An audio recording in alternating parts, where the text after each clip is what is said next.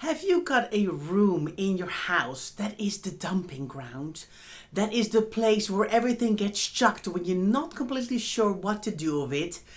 Has it become a room of doom?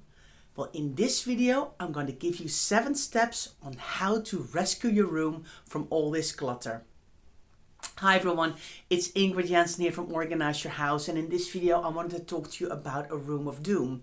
Now, if you're going to tackle that dumping ground, it's really important that you first of all have a plan and a vision on what you want this room to be, because you need something to work towards. What's the goal? What's the vision? What is this room going to be? Will it be a reading room, a craft room, a spare bedroom, a room for the grandchildren to have a sleepover in? What's the vision here? Because then it makes it easier to check with yourself, am I working towards this goal and am I getting there? Now, the second thing you need to do is schedule time in your diary to get this room done. Otherwise, you will always postpone it to another time. We'll look at it another time. We'll look at it at another date. Set the time in your diary and commit to it and say, that half a day or that day or these 3 full days, I'm going to work on this room and make this happen. And you also need to think about if you're going to need help.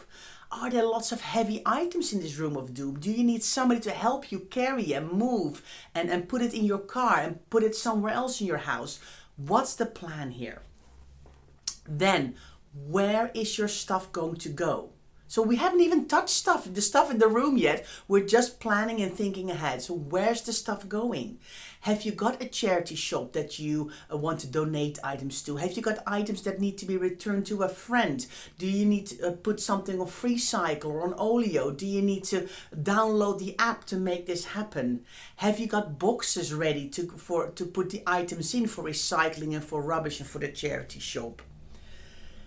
Once you've decided and you've had a plan, start with the bulky items first. What I see a lot in rooms of dooms, there's lots of rubbish, there's lots of recycling, there are loads of empty boxes that have been kind of stashed in there because they might come in handy one day, or bubble wrap or packaging.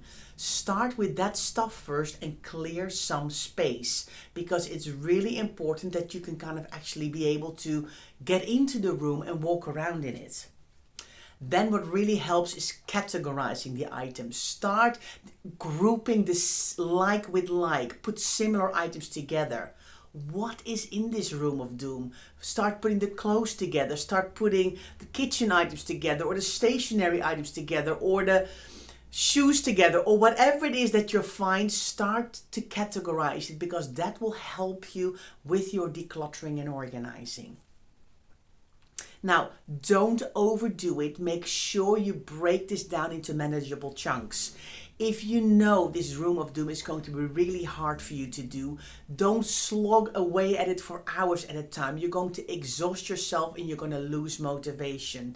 That's why it's important to take regular breaks and to break this project down into manageable chunks. Keep it small, keep it sensible, because then you want to, if you don't exhaust yourself completely, you want to go back to this project. And with that goal and that vision in mind, you know what you're working towards. Now, every time you declutter something, every time you do one cupboard, one drawer, one item, enjoy that moment, celebrate your win, because that will motivate you to keep going. And if you finished the project for that day and you're like, wow, go me, well done, I've done a great job. And then you feel motivated to put another date in the diary, or to go back at it later that day or the next day and do some more work on this room. So that is how you slowly but surely tackle a room of doom or a dumping ground, and you can make it into the room you want it to be. So good luck. This is Ingrid from Organise Your House. Thanks so much for watching, and I'll see you next time.